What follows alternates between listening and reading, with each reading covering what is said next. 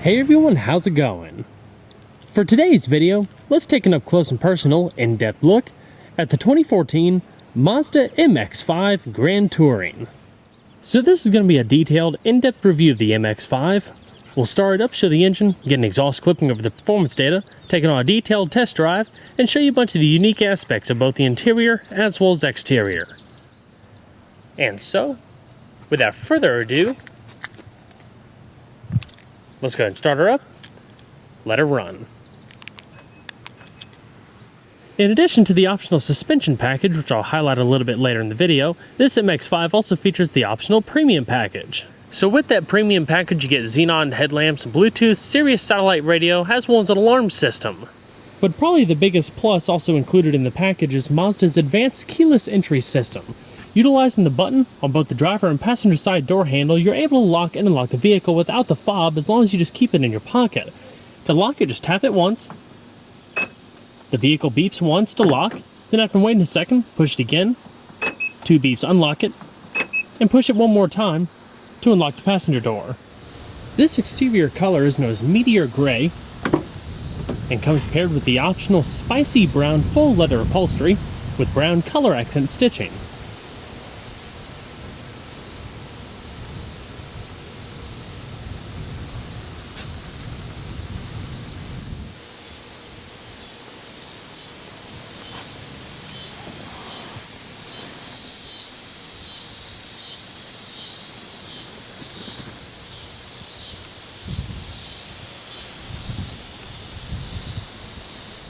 Now, along with that keyless entry system, this vehicle also features a keyless ignition system, but instead of being a push button, it's actually a key-like mechanism built into the ignition cylinder.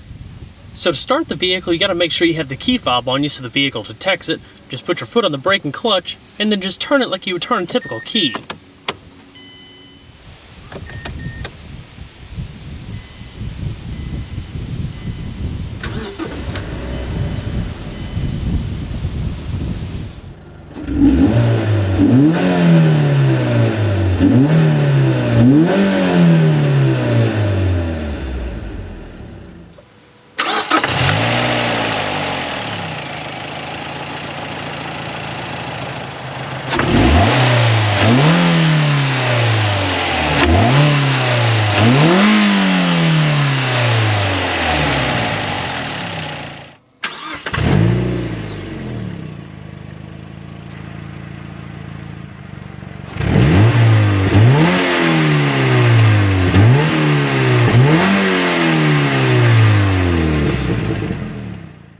The MX-5 features delightfully firm, variable hydraulic assist, rack and pinion steering, directly transferred through a sporty, thin-rimmed 3-spoke leather-wrapped wheel.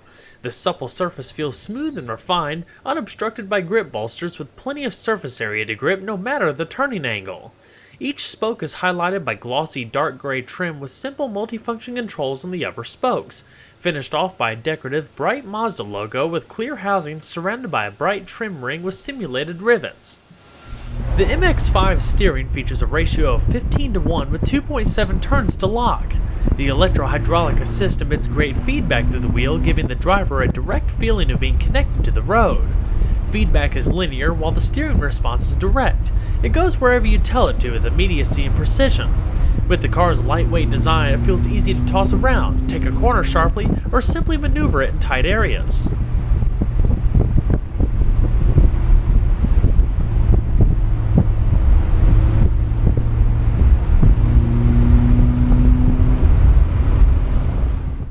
There are 3 available transmissions. Standard on the base model Sport is a 5-speed manual, while the upgraded Club and Grand Touring models receive a 6-speed manual. A 6-speed automatic with steering wheel mounted paddle shifters is available for all models. The MX-5 is also rear-wheel drive. Cars equipped with the 6-speed manual can be had with the available Sport package, as shown here, which adds further tuned suspension, Bilstein shocks, and a limited slip differential. My week with the MX-5 was spent trying to find every excuse I could to take it for a drive. To extract this car's true potential, get the manual. The short throw arrangement is quick to respond, very precise and accurate. Even the clutch pedal feels perfectly weighted, it's not too stiff nor too light. Acceleration comes on relatively strong and smooth. The engine, as rev happy as it is, never feels or sounds strained in the upper power band. The sound and feel of the vibrations through the gear knob will always bring a smile to your face. It might as well be the best manual gearbox I've tried at any price point.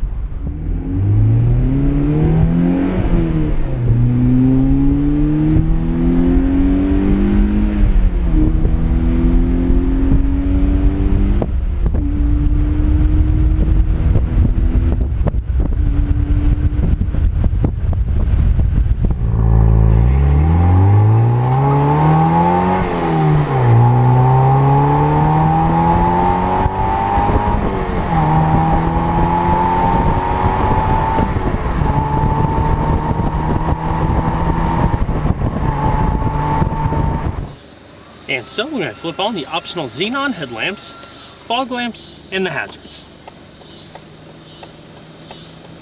Both windows are automatic down only, and we're going to check out the exterior. Upon closing the door, you'll also notice the vehicle will chime a few times, letting you know it's lost detection of the proximity key fob. In 1989, Mazda turned the sports car world upside down with the launch of the first generation Miata for 1990. The small, rear-wheel drive two-seat Roadster boasted a minimalistic layout and a compact package with your choice of manual or automatic transmissions, decent performance, and a low curb weight. It spearheaded the revitalization of the small sports car segment, featuring a level of excitement previously seen with classic nameplates like MG and Alfa Romeo, but adapted for modern times. Since then, the Miata has become an icon, representing the benchmark of its class.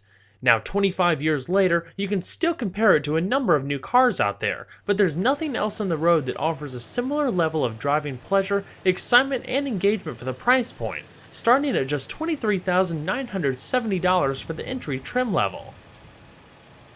Over the years, the Miata and subsequent MX-5 has had its fair share of revisions and redesigns. The second generation, produced from 1999 to 2005, marked the first big change, namely in styling, but also a few refinement touches and more power, but it still firmly held true to the first generation's values. 2006, on the other hand, represented the Miata's first major redesign since its 1989 inception, now simply referred to as the MX-5. With a fresh, dedicated platform, revised styling, and a high dose of refinement, Mazda took everything that made the previous cars good and made it great. The new car grew in size and only gained 102 pounds more, but its body in white was actually 3.5 pounds less than the second gen. It's longer and wider by 1.6 inches and taller by just 0.6 inches. The new dimensions, in my opinion, also helped make the MX-5 more accommodating for taller people. My 5'10" frame felt relatively comfortable, whereas previous gen Miatas could feel a bit cramped. It's also safer with the addition of side airbags, new technology, and extra chassis reinforcements. Mazda even gave the MX-5 an aluminum hood and trunk lid to lessen weight gain and help retain the car's perfect weight distribution. If that wasn't enough, the suspension was completely redesigned to feature more vertical shocks that would lead to more linear response, as well as repositioned outer ball joints which lowered the car's front roll center by an inch, not to mention revised dampers. Bigger brakes and more robust calipers were also fitted that made it stop better than any Miata before it. You can instantly tell the difference between this car and the previous gen by its stiffness. It feels solid and stable without excess rattles, shakes, or quivers over rougher road. I was actually really surprised by how good it rode, soaking up bumps relatively well for such a sporty vehicle. You still feel plenty of road, but it's just enough without being harsh. The only downside is a bit of tire and wind noise as you drive down the highway, something I got used to after a while. The power retractable hardtop option actually debuted in 2007. While the soft top is standard with all trim levels, I highly suggest opting for the PRHT. It gives the car a much sleeker profile and gives all-weather comfort, without lugging a heavy one-piece roof around. It only adds about 70-80 pounds, but I think that's a pretty good trade-off for increased comfort. In 2009, the third-gen MX-5 received a nice refresh, which included revised styling for the most part, a new aggressive front clip with wider 5-point grille, angled headlamps, revised tail lamps, etc. The interior also gained some extra features such as revised seats, center console padding, and more. The biggest change was with the engine, which received a new crankshaft, new connecting rods, pistons, valve springs, and the addition of an engine oil cooler, making it a little bit more lively and raising the red line a bit. If you haven't noticed it already, 2009 also introduced a new feature dubbed Induction Sound Enhancement. Extra sound is delivered via a network of tubes that pipe in more intake and engine noise to the base of the windshield. You can really tell the difference and almost gives it the sonic effect of having an aftermarket cold air intake. Not much else changed in the following years aside from some equipment and trim reshuffling. 2013 saw a mild front-end refresh, but other than that, the overall style, chassis, and build remains the same, well-thought-out layout. It'll continue through the 2015 model year before an all-new car is set to debut for 2016. The MX-5 Grand Touring comes equipped with an upgraded set of 17 by 7-inch silver-painted cast aluminum wheels, wrapped in 205/45 Michelin Pilot Preceda tires, able to hold up to 0.94 G in lateral cornering forces. Stability and traction control are standard now on all models. The brakes consist of 11.4 by 0.9 inch ventilated discs up front and 11 by 0.4 inch discs in the rear. With this setup, the MX-5 stops some 60 miles an hour in an average of 113 feet. As far as the suspension, Mazda fitted the MX-5 with a proper sports car setup, double wishbones in front with multi-link rear design, coil springs, and not to mention front and rear anti-roll bars. New aluminum upper and lower control arms up front shave 5.5 pounds of weight over the previous steel units. They eliminated the need to use mounting brackets for the power steering pump and air compressor, shaving 7 pounds, while the hollow front stabilizer bar shaves an additional 5 pounds. Relocating the battery from the trunk to ahead of the engine also reduced the distance to the car's center of gravity by nearly a foot. Overall length is 157.3 inches, with a width of 67.7 inches and a height of 49.4 inches, riding on a 91.7 inch wheelbase. Total curb weight for this car is around 2,593 pounds or 2,511 pounds without the power retractable hardtop. So we're gonna pop the hood. Since the third generation debuted for 2006 redesign, not much has changed in terms of the MX-5's performance. An all-aluminum dual-overhead cam 16-valve MRZ inline 4-cylinder produces 167 horsepower at 6,700 RPM and 140 pound-feet of torque at 5,000 RPM. Now that's with the 6-speed manual. If you get the 6-speed automatic, horsepower drops to 158. It carries a compression ratio of 10.8 to 1, fuel is delivered via port injection with a red line of 7,200 RPM. While that may not sound like a lot of power, keep in mind that the standard car weighs just under 2,500 pounds. With this little weight to propel, the car is able to achieve a 0 to 60 time in a reasonable 6.1 to 6.5 seconds, while the quarter-mile passes in around 15 seconds at 91 miles an hour. Top speed is drag limited to 131 miles an hour. As far as fuel economy, the MX-5 has a tank capacity of 12.7 gallons. While running on recommended premium fuel, EPA estimates range between 21 miles to a gallon in the city and 28 on the highway. Interior styling for the MX-5 may be a little outdated for some, but in my experience I thought overall build quality was fantastic. Sure, there's some uses of harder plastics as you would expect from a car introduced 8 years ago, but a number of refinements over the years added additional padding and soft material across all touch points. The interior fitment feels very solid and well put together, and it even gives off kind of a tailored vibe with this optional spicy mocha color scheme with accent stitching. The middle section of the door feature thicker padding, whereas your doors also have your power locks and power mirrors. Interestingly enough, there's actually 4 cup holders in the vehicle that seats 2 people, 2 of which are located on the door, which are a perfect size for a water bottle. There's also a little storage pocket at the bottom of each panel. Both of the seats feature manual sliding and recline adjustment, but the driver's seat actually has additional height adjustment. Overall comfort and support is pretty decent, I would say. They're not super plushy lounge chairs or anything like that, but they do offer a modest amount of lateral support across the sides with more defined bolsters. One thing I would suggest is some form of additional lumbar support. The standard seats come with a reasonable amount overall, and I didn't really find an issue with that on some of my longer trips, but some people may want a little bit of extra support in the lower back region. The headrests are fixed and have anti-roll bars located behind each, and there's 4 airbags, 2 in the front and 2 side airbags. The steering wheel is manual tilting telescoping, whereas the lower portion of the dash has a little storage cubby, your traction control, and a dash that's relatively straight for the most part with cool circular air vents extending the length of the vehicle. It gives the interior more appearance of having extra width to it. finished off with an all-black headliner. So let's go ahead and see how she sounds.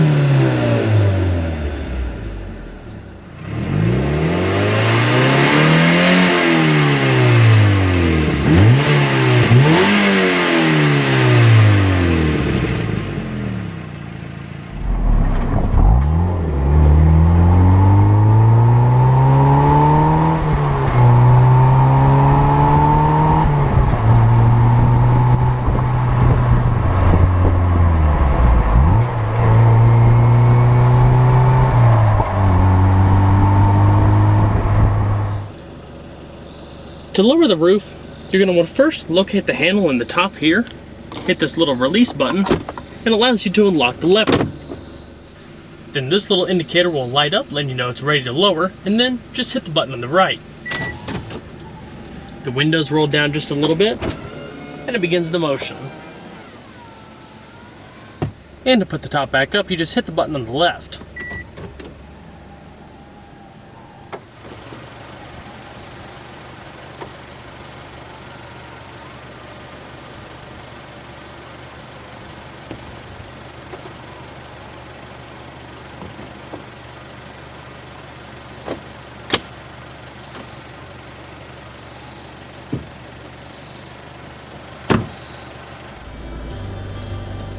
So we're going to shut her up.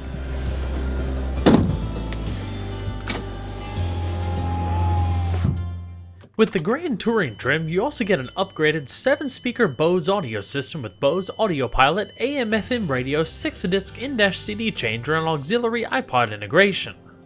While I wouldn't call it a powerful audio system, it's definitely an upgrade over the base unit. My only wish is that it had just a little bit more substance, a little bit more low-end bass or something of that nature. It's not really a complaint because I think the audio system did a pretty decent job overall with a variety of music types, especially at higher volumes with the top down going down the highway. It provided enough clarity to where you could still hear the words of the song and really be immersed in the sound.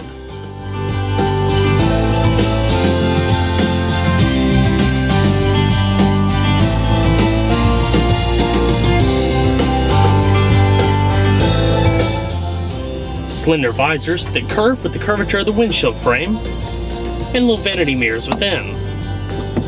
This car also has an auto-dimming view mirror with 3 programmable garage home link positions right beneath. Your interior illumination is located via that little switch there. The interior ergonomics and button layout of the MX-5 is actually really good.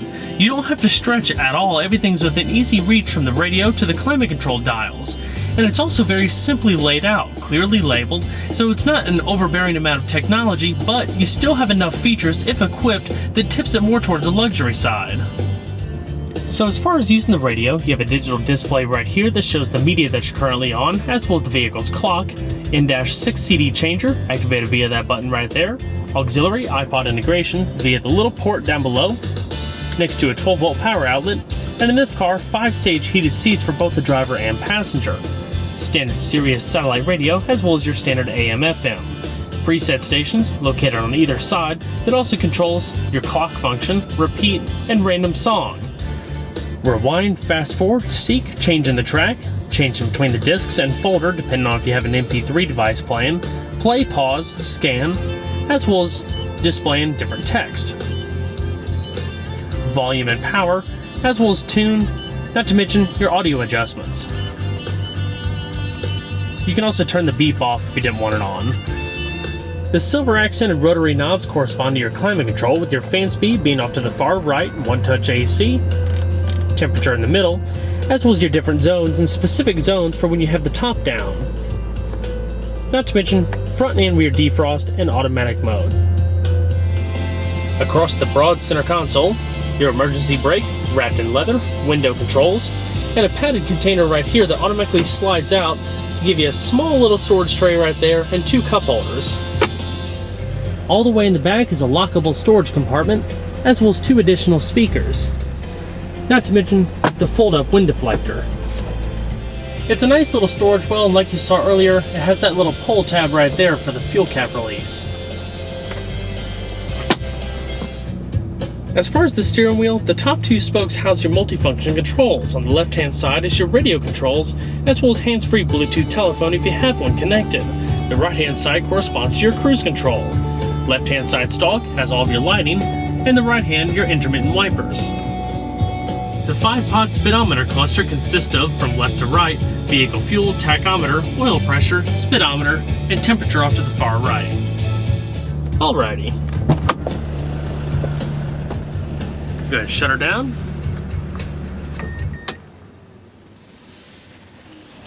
And we'll check out the rest of the vehicle, shall we? One of the only downsides to being a small car is that you don't have a whole lot of cargo space. All in all, it's around 5.3 cubic feet out back. The trunk floor accommodates for slightly taller items, being that it dips down in the middle. All in all, it's just enough room for a few bags. The little black bag towards the rear of the trunk is actually your tire inflation kit if you experience a flat. There's also a jack located on the right-hand side pocket.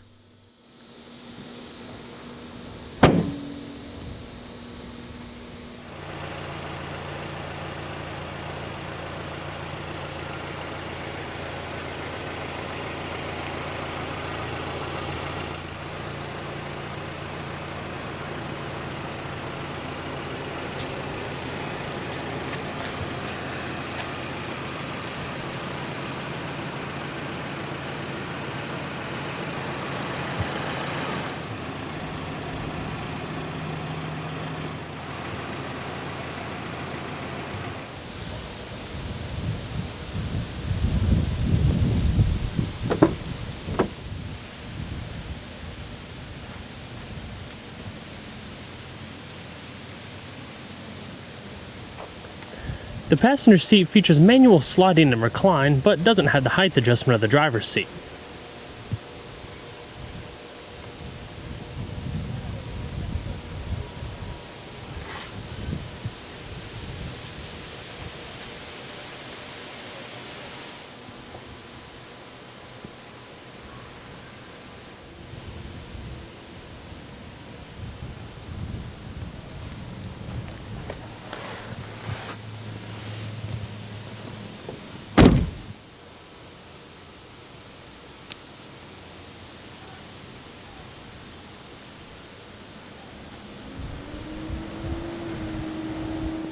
The glove box is also locking. It has a pretty good amount of space.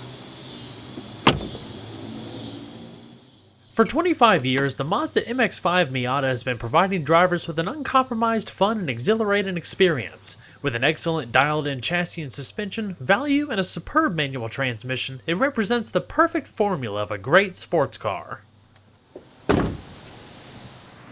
Well everyone, I hope you enjoyed the in-depth look at the 2014 Mazda MX-5 Grand Touring. Be sure to stay tuned next time, there's a lot more where that came from. Take care everybody.